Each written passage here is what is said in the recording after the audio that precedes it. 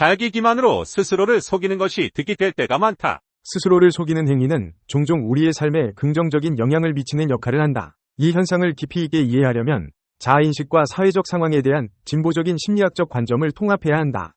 진보적인 시각에서 볼 때 자기 기만은 단순히 개인의 정신건강 유지 방법이 아니라 복잡한 사회적 구조와 상호작용하는 과정에서 나타나는 현상으로 이해할 수 있다. 우선 자기 기만은 개인이 자신의 정체성을 구축하고 유지하는 데 필수적인 역할을 한다. 사람들은 자신을 평균 이상으로 지적이고 매력적이라고 여기며 이는 자아 존중감을 높이고 사회적 상호작용에서 긍정적인 자기 이미지를 유지하는 데 도움을 준다. 이러한 자기인식은 특히 사회적으로 가치 있는 특성이 강조되는 현대사회에서 더욱 중요하다.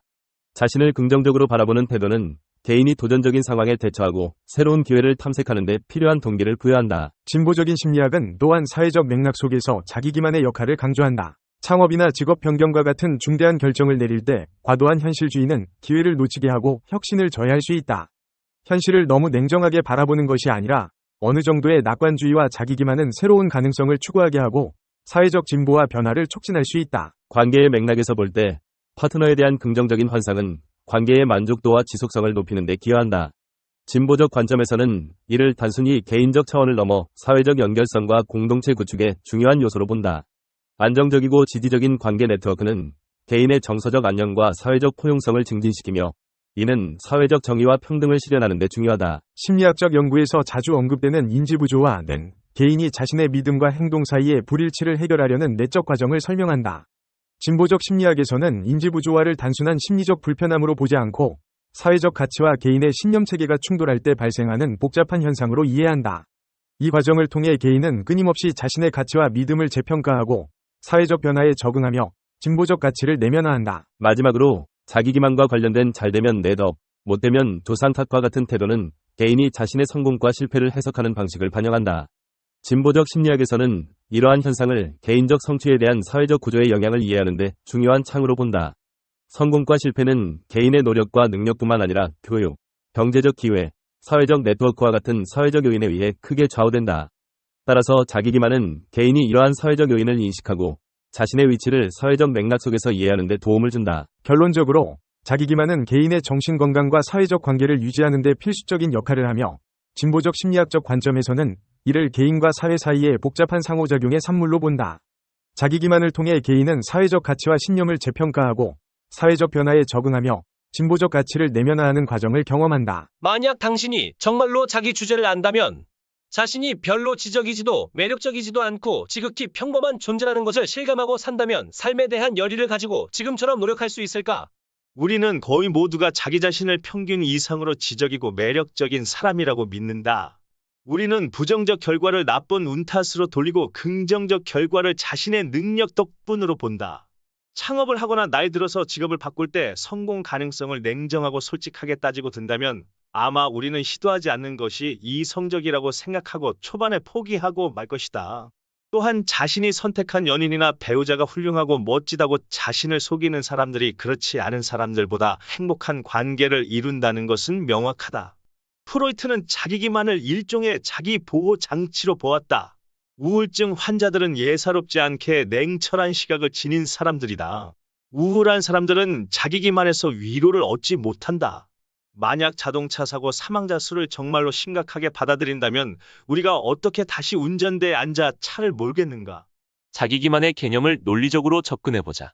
거짓말의 간략한 정의는 진실을 알면서 다른 사람을 속이기 위해 진실을 왜곡하는 것이다. 친구가 5만 원 지폐를 흘렸다고 치자. 지폐는 당신 발 밑에 굴러 들어와 있었지만, 그리고 당신도 그 사실을 알고 있지만 당신은 사실을 왜곡해 지폐를 보지 못했다고 말한다. 자기 자신에게 거짓말한다는 것은 진실을 알고 있으면서 동시에 스스로에게 속아서 그 사실을 모른다는 말이 된다.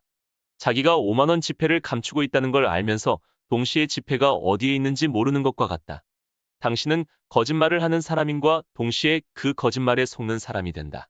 한 번에 두 마음 갖기, 인지부조화. 인지부조화는 상호 대립적인 두 가지 생각이 마음속에 동시에 존재하는 데서 비롯되는 긴장 상태를 일컫는 심리학 용어다. 예를 들어 생각해보자. 콜레스테롤 수치가 높은 남자가 있다. 그는 자신이 붉은 육류를 피해야 한다.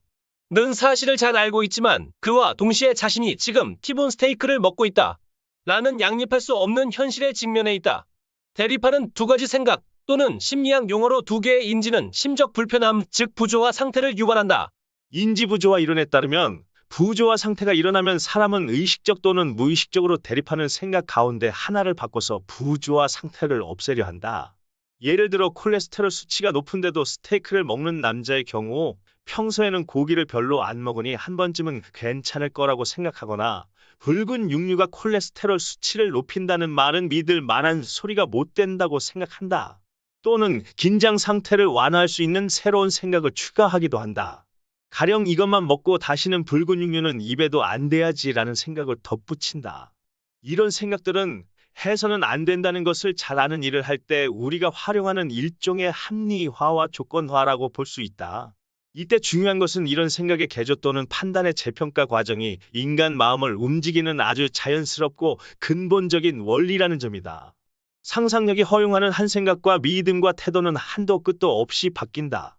건강한 식생활을 할 때는 자부심을 느끼다가 그렇지 못할 때는 현대 영양학의 신빙성에 회의를 품는 게 우리들이다. 잘 되면 내 덕, 못 되면 조상 탓. 사람들은 칭찬은 꼼꼼히 읽는 반면 비판은 자세히 보지 않는다. 이런 현상을 심리학 용어로 선별적 노출이라고 부른다. 기존에 형성된 견해, 특히 자기 자신에 관한 생각에 어긋나는 정보에 노출되는 것을 최소화하거나 심지어는 완전히 배제하려는 성향을 말한다. 우리는 자신을 공격하는 정보는 피하고 지지하는 정보는 환영한다. 성공은 대부분 운과 상황과 개인 능력의 조합으로 이루어진다. 하지만 우리는 성공을 해석할 때 그중 마지막 것만 강조하고 나머지 두 개는 깡그리 무시하는 경향이 보인다. 이런 사고방식이 극에 달한 경우가 바로 복권 당첨자가 글쎄요. 이런 일이 생기다니 모르긴 몰라도 제가 전생에 좋은 일을 많이 했나 봐요 라고 말하는 경우다. 순전히 운으로 생긴 일을 두고도 인간의 마음은 어떻게든 그것을 자신의 업적으로 돌릴 방법을 찾아낸다. 우리가 부정적 결과를 나쁜 운 탓으로 돌리고 긍정적 결과를 자신의 능력 덕분으로 보는 것은 우리가 일부러 그렇게 하는 것이 아니란 점이다. 우리는 자신이 그런 이중잣대를 적용하고 있다는 사실조차 인식하지 못한다. 우리는 자신이 상황을 객관적으로 바라보고 있다고 믿는다. 이런 믿음이 없다면 주어진 상황의 근거에 자아 개념을 형성하고 뒷받침하는 것 자체가 불가능하다. 요약하자면 이렇다. 사람은 자신이 인지하거나 경험한 것을 고지고대로 받아들이기보다는 스스로에게 거짓말을 한다. 그 목적은 자긍심을 세우거나 유지하기 위해서다. 그리고 스스로의 거짓말에 속아 넘어간다. 다만 우리는 스스로에게 속고 있다는 것을 깨닫지 못하며 그 상태에서 자신에게 일어나는 일을 그저 편안하고 기분 좋은 쪽으로 해석하는 경향을 보인다. 비즈니스 리더든 위정자든 권력을 쥔 지도자라면 강하고 유능한 존재라는 아우라를 유지하는 게 무엇보다 중요하다. 그래서 정책 실패나 실수를 인정하기가 어렵다. 여기서 얘기는 다시 인지부조화로 돌아간다. 권력자의 마음속에 자신의 능력에 대한 믿음과 자신의 잘못이 충돌의 갈등을 일으킨다. 이런 부조화를 없애기 위해 실수한 사실은 해석 여하에 따라 다른 것으로 바뀐다. 우리는 사회지도층의 행동과 활동에서 이런 인지부조화 해결형 사고방식을 비일비재하게 접한다. 객관성을 유지하면서 잘못을 인정할 때 인지하는 능력은 일반인 사이에서도 아주 귀한 능력이다.